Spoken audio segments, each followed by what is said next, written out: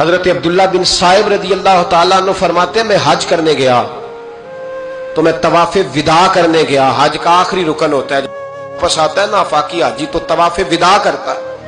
کہتے ہیں جب میں طواف وداع کرنے گیا تو طواف وداع کے موقع پر میں نے دیکھا کہ جتنا رش حجر اسود کے پاس ہے اتنا ہی حضرت ابن وقاص کے پاس بھی ہے.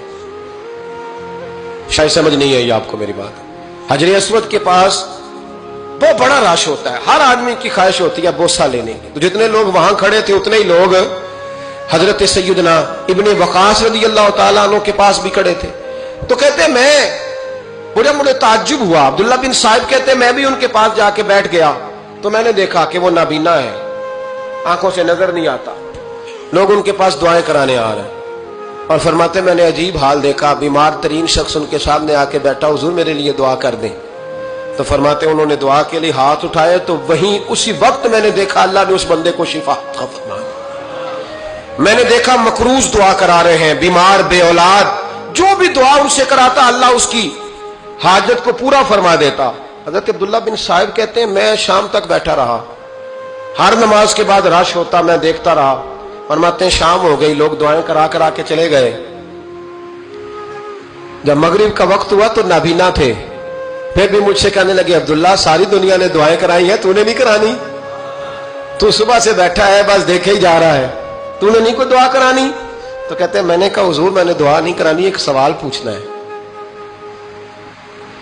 تو فرمانے لگے پوچھو. تو میں نے کہا حضور سارا زمانہ جو دعا کراتا ہے اور اللہ آپ کی قبول کرتا ہے تو ایک دعا آپ اپنے لیے بھی کر لیں, اللہ آپ کو آنکھیں عطا فرما دے.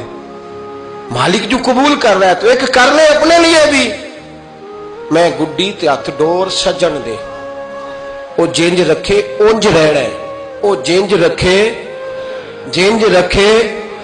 اونج رہنا ہے. واجب نہیں جی وچ شریعت مندہ خصم نو کہنے لگے ایک دعا اپنے لیے بھی کر لیں.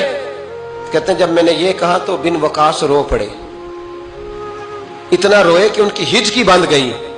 کہنے لگے نا, جب تک رب نے چاہا اس نے مجھے آنکھیں دی اور اب اس نے بہتر سمجھا کہ میری آنکھیں نہ رہے تو اس نے جو بہتر سمجھا میرے لیے کر دیا.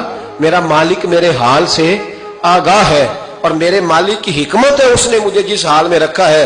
اور فرمایا اگر اس نے مجھے اس حال میں رکھا ہے تو میں بھی اس حال پہ بڑا ہی راضی ہوں. میں اپنے مالک کے دیے ہوئے اس حال پر بڑا